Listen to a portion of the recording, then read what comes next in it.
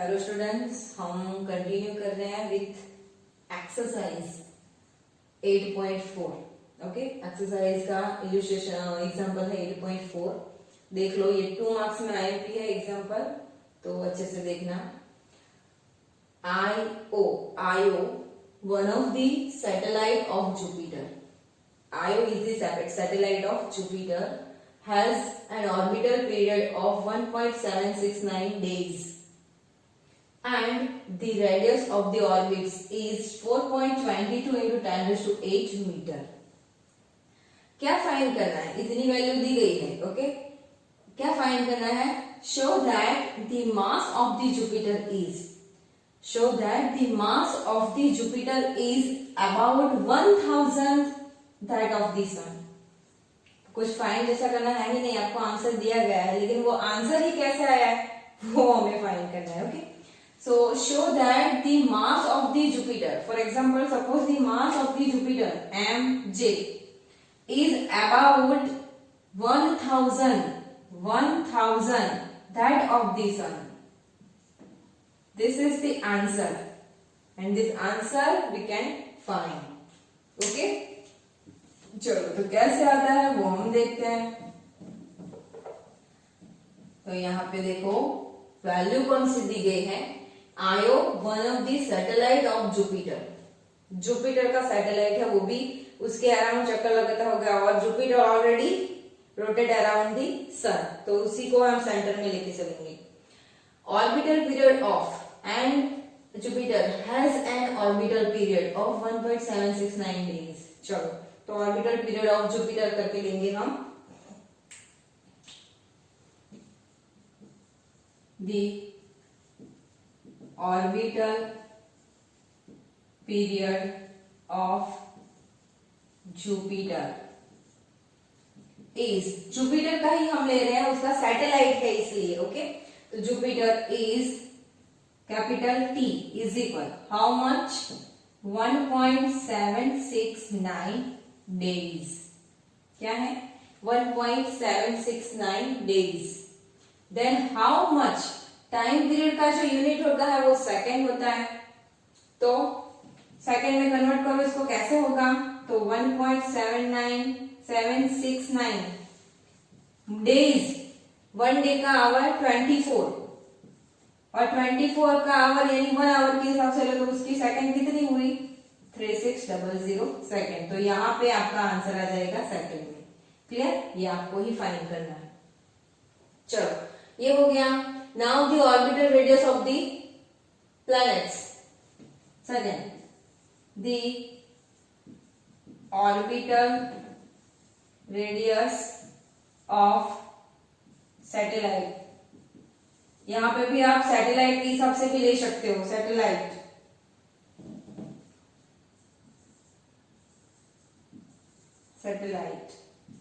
Is equal कितना है? तो 4.22 इंटू 10 रेज़ टू 8 मीटर है। चलो, अभी कौन सी वैल्यू दी गई है? 1000, the about 1000 that of the sun का मास के हिसाब से है, तो the mass of the sun is equal, शाइन ही ले लेते हैं, एमएस। ओके, वैसे आपको पता तो हो चल गया होगा what is the mass of sun, 2 into 10 raise to 30 kg। अगर यूज हुआ तो हम लोग करेंगे। चलो, दूसरा, यहाँ पे किसी ने नोटिस किया कौन सा इक्वेशन यूज होगा? कौन सा इक्वेशन यूज होगा? तो Io one of the satellite of Jupiter has an orbital period of इतना है, तो Jupiter is already rotate around the sun. तो आपको आइडिया आ जाना चाहिए which equation we can use in this example. Around आया है, okay, sun and the Jupiter rotate around the sun, so the equation can be used which is Fc is equal gravitational force. Same ही रहेगा। Okay, आपका 8.3, 8.4 और 8.5 जो example है वो same ही है। ओके, चलो थोड़ा आइडिया लगाना है कि फाइंड क्या करना है। उसी के हिसाब से। सो अगर ग्रेविटेशनल फोर्स यूज हुआ है तो यहाँ पे ग्रेविटेशनल कांस्टेंट भी रहेगा, g is equal 6.67 into 10⁻11 newton into metre square by kg square. ये गिवन वैल्यू हो गई आपकी। चलो अभी हम इक्वेशन लिखते हैं, तो Fc is equal F gravitational force. अब क्यों यूज किया ये मत पूछना, ठीक है, आपको आइडिया आ जाना चाहिए। चलो Fc का equation mv²/r is equal g m into किसके अराउंड, m जो है वो जुपिटर के सैटेलाइट का है, ओके, स्मॉल m, ओके, और ये है जुपिटर का mj बाय क्या आएगा r², ओके, क्योंकि जुपिटर के सैटेलाइट के हिसाब से आया है, ओके, तो सैटेलाइट है तो जुपिटर के अराउंड भी सैटेलाइट को घूम रहा है, तो उसका भी इक्वेशन सेम ही रहेगा। चलो तो एम आर कैंसल, आपको मिला v² इज इक्वल क्या G M J by R, equation number 1। चलो नेक्स्ट स्टेप कोई बोलेगा, आ जाना चाहिए। तो take v is equal r into omega and put then r² into omega square is equal G M J, ये M J है, हाँ, M J by R, make subject omega square is equal G M J by R cube, equation number 2। चलो same process हुआ, बस एक बात यहाँ पे याद रखनी है, ये omega, what is omega, omega is the angular speed, and angular speed का इक्वेशन किसी को पता है? Now omega is equal 2π/t, ये एंगल आया है यहाँ पे एंगुलर के हिसाब से 2π/t। Now put this value in this equation, तो 2π² मतलब होल स्क्वायर, चलो whole square is equal G M J by T, sorry r² r³ तो आपको मिला 4π² is equal G M J by r³। Clear? 4π² is equal G M J by r³। चलो अब हम क्या करेंगे, हमारे पास किसकी वैल्यू है, तो 4π² is constant, g is also constant, t² तो आपको यहाँ पे वैल्यू मिल जाएगी, r² r³ तो वो भी आपको मिल जाएगा, तो रहा क्या mj। क्यों mj फाइंड करेंगे, हम ms क्यों नहीं फाइंड करेंगे? Because the mass of the sun is fix 2 into 10⁻30 kg, but in this example we have the compare, we can compare that the mass of the Jupiter is about the 1000th that of the sun, तो वो तो answer हमारे पास है, इसे prove करना है हमें। Clear? So here is make subject mj is equal,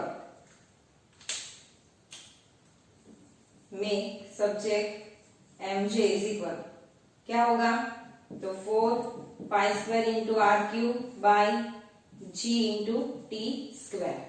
चलो तो यहाँ पे mj इज इक्वल पूरी वैल्यू आप लिख लो, यहाँ पे put the value in this equation, जो भी आंसर आता है वो लिखो यहाँ पे, जो भी है, ओके, इन kg, ओके, वो आपको फाइंड करना है।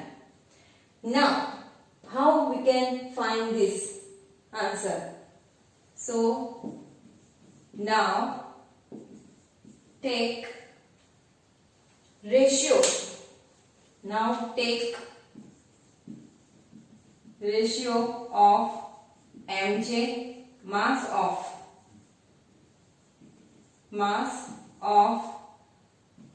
mj and ms, okay, sun और जुपिटर के लिए, तो mj by ms is equal कितना आएगा, mj बाय ms, तो ms का तो कितना बताया गया है आपको, 1000 के हिसाब से बोला गया है, 2 into 10⁻30 फिक्स है, लेकिन वो कितना कैसा है, 1000 के हिसाब से है, तो यहाँ पे नीचे 1000 तो लिख लो, ओके, तो इसके हिसाब से सॉरी ये आंसर नहीं आएगा आपका, तो mj इज इक्वल क्या होगा, mj by ms is equal 1/1000, okay, 1/1000। Clear? तो mj इज इक्वल क्या होगा, यहाँ पे mj का जो आंसर है ये 1 मैंने लिखा क्योंकि हमारे पास यहाँ पे जो भी आंसर आया वो आपको यहाँ पे लिखना है। क्लियर? एक मिनट, चलो ms का मास ही लिख लेते हैं 2 × 10⁻30 kg। तो mj का जो भी आंसर यहाँ पे आएगा वो आप यहाँ पे लिख लो तो आपको मिल जाएगा। ठीक है, तो जितना भी आएगा वो 1000 के हिसाब से मिलना चाहिए आपको, तभी ये प्रूव हो सकता है। तो mj डिवाइड बाय ms जो है वो इज इक्वल, जो भी यहाँ पे आंसर रहता है वो 1000 के हिसाब से मिलेगा, तभी आप mj is equal ms/1000 prove कर पाओगे। Clear? mj is equal ms/1000 prove कर पाओगे। क्लियर? अब यहाँ पे 1000 कैसे रहता है ms/mj, ये आपको लाना है। कैसे लाना है? तो आपको वैल्यू रखनी है यहाँ पे 1/1000। Clear? So mj is equal क्या होगा, ms/1000। ये आंसर आपको दिया ही गया है, सिर्फ प्रूव करना है। तो आपको हिंट मैंने दे दी है, सारी काउंट करके सिर्फ कैलकुलेशन करके आपको आंसर लाना है। Clear? And this example is IMP for 3 marks. Okay, so अच्छे से ध्यान दो। इसके बाद हम नेक्स्ट एग्जांपल देख लेते हैं 8.5।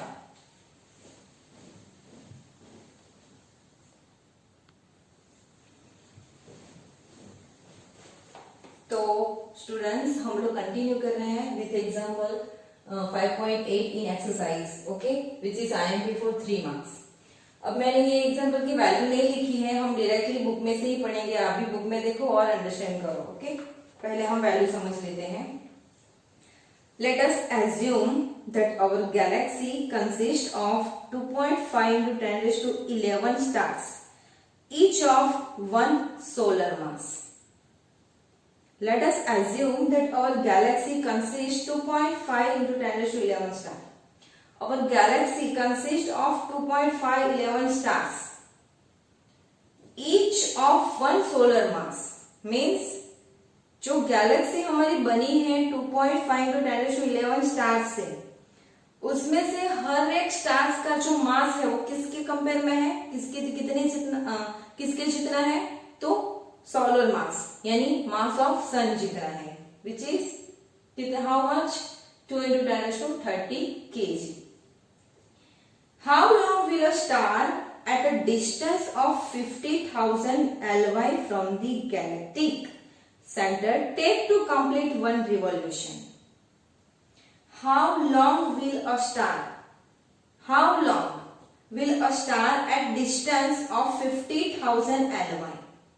तो जो भी इतने डिस्टेंस पे जो स्टार्स है, ठीक है, 50,000 Ly from, 50,000 Ly means 50,000 light year.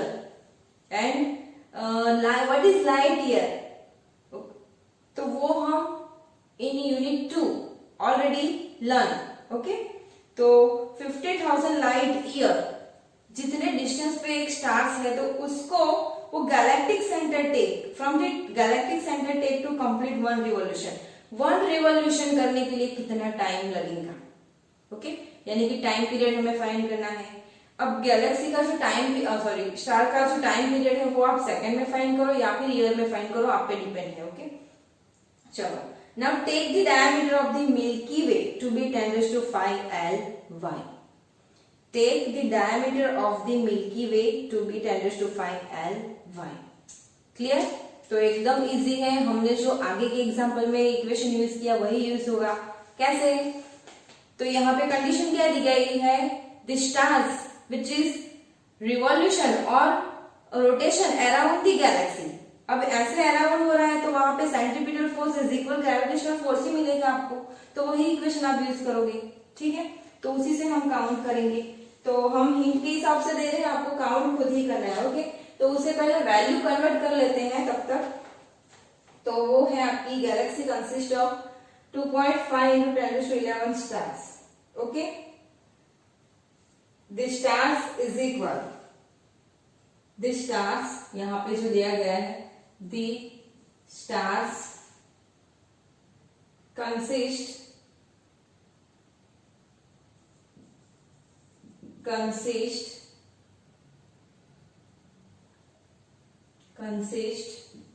in galaxy which are 2.5 into 10 raised to 11. Okay, now you just assume the galaxy consists with 2.5 into 10 raised to 11 stars. Then which is in these stars